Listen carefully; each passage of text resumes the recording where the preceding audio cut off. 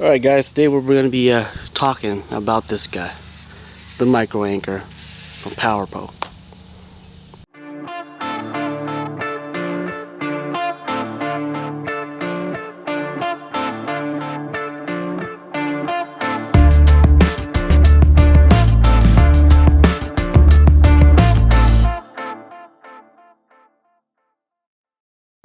Alright, so essentially what this is it's a really fast anchor. For those that don't know what it is, it's got a stick that goes through it and it goes to the ground.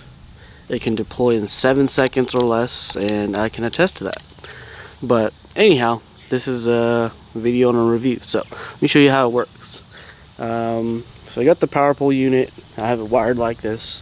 It comes with a DC input cable, which is just connects to your battery. So I've got mine wired this way. It goes around the sides, comes down to my breakers, and then it comes into a battery that's stowed in here. It comes with 2 controllers. It's got this one, which is one of the more advanced ones. It's got up, down. It can control the speed of the pole, and it can control 1, 2, or multiple poles. But that button's kind of useless for me because I only have one. So leave that alone. There's also another one that goes on a lanyard that you see everybody else wear. It's a white one. It only has up and down. So those are controllers. You can see the rod. It feeds, I believe it's a 3/8-inch diameter rod. I actually got this one, the actual PowerPole rod. Let me show you guys what makes this rod different from all the other ones on the market. This one's got a little bit of rubber stop here. So when the rod goes all the way down, it doesn't jam into something real hard and maybe damage a gear or something. I don't know. It's got that. It's got a screw up on top, which I lost. But that's mainly used for like camera mounts and things like that. So basically, this is how it goes in. Once you get to the lake, it goes in like this, and it'll just sit there. Okay, so before you leave, you gotta go at least 1 down, so it'll lock it in place. Maybe 2 down. Alright, I would do 2 down to lock it in place. And then you're ready to go. You can travel with it. I've done it many times, but I've only gone up to 20 miles per hour because that's the max I can get on this outboard. 20 miles an hour is fine. No problems with that. And you can see it bow back down a little bit, but it's not a big deal. So with that being said, what else would you guys want to know? Oh yeah, let me show you the controls on the PowerPole. So you get all the controls on the other side, but this is kind of the master control center, you can say. And this is where a lot of videos on YouTube don't show you what's going on. So let me just kind of squeeze in here. It's going to be a little sideways, but you got your up and down key, which is just like your buttons or your remote control. You got the program, which will allow you to program another remote control. You can have up to 7 or 8, I believe. But I don't know why you would need that many. Maybe a max of 3 is enough. Anchor force, press that. The lights come on, tells you how much force you will be forcing the rod down. So right now I have it on 5, just testing things out. But really I've tried on 3 and just 2. And anchor force is really easy to do. Up and press that, hold up and down, and it goes like that. Sorry, my finger's in the way. But you get the idea. And battery level, press that, shows you your battery level. I'm still at 5 battery dots right now. So battery's full because I was charging it last week. They do have an optional, I believe it's lithium battery add-on for the kayak guys, but since I'm on a boat, it's not for me. An idea, let me just show you the undersides of the anchor here. So basically when you buy this, it comes in one adapter mount or attachment mount. And this is how I have it attached. This basically, let me see, pull this out for you guys. So basically you get this piece that's supposed to be mounted onto the back of a boat or the front. I've seen people mount on the front, it doesn't matter. You just need a real flat surface. So it looks like this underneath. And the way I had it done is I basically just drilled the back of my transom, 4 holes, bolted it right through. Comes with stainless steel hardware, which is real nice. And I didn't have enough space between the handle and my outboard over here, so I had to actually cut off a chunk right here so you can see, you know, it's probably a good maybe half inch into the amount. Still haven't had any problems with it. Yeah, it's been working pretty good. Okay, so that side of it is pretty good. I know they sell other mounts for other applications, $45, $50, right around there. So you can do this side. Here's the other side. Basically, this side is just a little nut. Well, it's a metal nut instead of a plastic nut with threads on it, so you can, well, not threads, but cutouts on the side, so you can easily turn it. And it's pretty cool. You just turn that all out, and the whole thing is held in with a metal rod that goes right across. So you can also take it off in 30 minutes. I can attest to that. But also, somebody can also steal it in 30 seconds. No, 30 seconds to put it on, 30 seconds to take it off. So someone needs to come out with a security lock, and don't overcharge us for it. Maybe 20 bucks. You know, if you provide purchase of a micro anchor, I would buy that. I would buy it. 20 bucks. Make it out stainless steel as well. And good idea for those guys would be, you know how like we have on our trailers, on our hitches, there's those locks from Reese that just goes right through, and it's got like a bolt on the side. That'll be just fine. Let's see. What else would you guys want to know? Oh yeah, durability of it. Well, it's pretty good. I'm not saying it's gonna be made out of steel. It's gonna, you know, withstand a missile hit, but it's pretty tough. This is one of the toughest plastics I've seen in a long time. Let me bring it real close to you so you can see some of the texture on this thing. So it kind of looks like that. Okay, it's one of those plastics that's molded in, and the entire thing is made of this plastic. There you go. Like I said, it's stainless steel hardware that fastens it in, so pretty good on that as well. See, it's got a little, like, almost like a little seal right here that's designed to maybe block some dirt and debris from going up into the motor, which is a pretty good idea. You should always have that. Other than that, I mean, oh yeah, the rod is huge. Let me just step back for you guys, man. See the idea. Get an idea of how high this rod goes. It's 8.5 foot rod, okay? Look at that. Yep. That's what you get. Okay, so the bad sides of it. I'll talk about the good part to get into the bad. The good is, the anchor is supposed to hold you in place, right? Holds you in place while you're fishing without even moving around. You don't have to dig into your drawers or your storage areas to dig out an anchor. So that's a good thing. On windy days, it helps sometimes.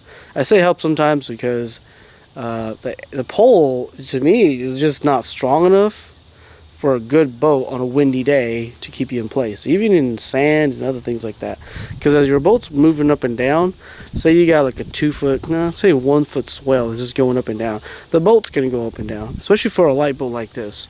Let me describe the boat. The boat's a 14-foot Alumacraft with an outboard on it and a whole bunch of other junk on it. So altogether, it's probably 400 pounds, right? 400-pound boat. It's still going to rock back and forth. When it does, even in the anchor, in the what do they call it? There's a mode you can get it into where it monitors how it goes up and down. I think it's like tidal mode or something. It goes up and down. As it goes up and it comes down, it doesn't always work very well. So that mode, I'm sure it's just a software issue. They maybe come out with a version 2 and let us update it, but that mode doesn't work that great. So more than likely what you're going to end up doing is you're going to just keep on pressing this button that goes down and try to jab it down even farther so you stop moving. So that's what I've noticed about that. So that tidal mode or that surf mode, whatever it was called, I'll try to annotate if I find out what the official word is, but that's what it is. It doesn't work that great. Some people say it's pretty good, but from my experience, I would say no. And that's in the rivers, with the river flowing maybe 2 miles per hour, 3 miles per hour. And the river is always going up and down. Those places where I'm fishing at. So there's some current, wakes coming by, things like that. So yeah, that's kind of the bad thing about it. The bad thing is, another thing is the price. The price is, in my opinion, it's pretty ridiculous. $600. You're talking $600, and it doesn't even come with a rod. The rod's another $100, so you're looking at $700 for this setup. That's a little pricey. Actually, it's not a little pricey. That's pretty pricey. So you're going to lose a lot of the kayak anglers, I think. A lot of the kayak people, most of their kayaks are right around 600, 700 bucks. And then you're going to charge them an anchor for another 700 bucks. I think this product, it's been out for a couple of years and the price hasn't dropped. That's the thing. If they were going to come in at 600 with the rod, that might be okay, but still a little high. If they come in at 500 with the rod, I think that'd be a great idea. I think it would sell pretty well. I would have picked it up a lot sooner than I did now. But that's just me. I'm a marketing major. I'm no marketing expert, but that's what I would say. And 500, dang, you probably get 2 of them. That's the thing. If you get 1, I'd probably get 2. And 2 power poles brings you into a different realm, which I'm not going to get into, which is even better. Anchor's a lot better. So that's the bad sides of it. Okay. Goods, bads. I don't know. That's about it. That's all I got to talk about the PowerPole. Other than that, pretty happy with it. Let's see. Some people would say you don't need it. Well, I don't know about that. I think it's one of those things where before you've ever experienced it, you don't need it. Once you have, it's like you gotta have it because it just makes life easier. The same thing. Let me give you an example of that. Okay, it's like pedaling your boat with an oar, especially the small boats. You can do it. Once you get the outboard, you don't want to go back, right? Why? Because it makes life easier. Well, okay, you're fishing around, you got an outboard now. Well, if only say you're moving from one spot to another spot, or say you're drifting down a bank and you're just trying to keep the boat, I don't know, say 20 yards away from the shore. Your outboard then at that point is not going to do a very good job. That's when your trolling motor comes in, right? Trolling motor comes in and it's like, okay, it makes life a lot easier. Well, now you're drifting down this point and then you want to stay put. Well, if you're going to do that, then you're going to need an anchor. You get the anchor out, you throw it in the water, no fish is biting, pull it back up, let's go, drift again. You might want to stop 5 or 6 times along this drift.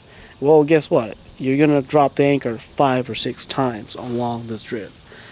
And that's where you're going to get aggravated. Your concentration is going to drop a little bit. And if you're not the one who's anchoring, your friend's doing the anchoring, he's not going to like that fishing day very much. Unless if you guys are really catching fish. But, your mindset changes, your concentration changes, and things like that. So these little products help you stay concentrated. At least that's what I think. So that's the whole reason to a PowerPole. PowerPole works with a trolling motor. A lot of people don't understand that because they've just never had that chance to experience it. Okay, on a side note, I know the PowerPole Micro Anchor is supposed to go on to just about every single boat that's less than 1,500 pounds, right? I can't attest to anything higher than 500 because I don't have it, but I do have a Hobie Pro Angler as well. And it seems to be a really popular thing for the kayak anglers. But there's a couple of things I want you to consider before you put it on. We have a Pro Angler. We haven't put on the Pro Angler yet. And all we needed was like a $45 bracket. We can do it.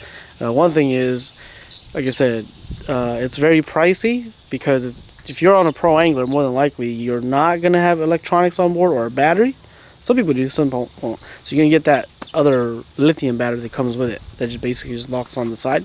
And the other thing that I think is going to be a major concern is this rod. Okay, if you're on a Pro Angler and you're on pedal power, and say your maximum pedal power is only 6 miles per hour, you put this on there, there's so much wind drag that I'm pretty sure you're going to drop a mile per hour. That might matter for the kayak anglers that are fishing tournaments. You might want to launch without it, and once you get to the site, put it in. That's just something to consider. On the bigger boats, if you got a lot of horsepower, it's not going to matter. But listen, mine's only 9.9, and without the pull in, I know I can do 22 miles an hour on a slight chop. So it's not bad, But with the power pull on it, I can see that drop down to 21. So I'm losing about 1 mile per hour. Not like it's a much thing to debate, but it is there. It is what it is. And that's just due to wind resistance. But on the flip side of that is, if you're setting up a drift, like I mentioned before, and you could actually engage this all the way down, it'll act like a drift sock, a small drift sock.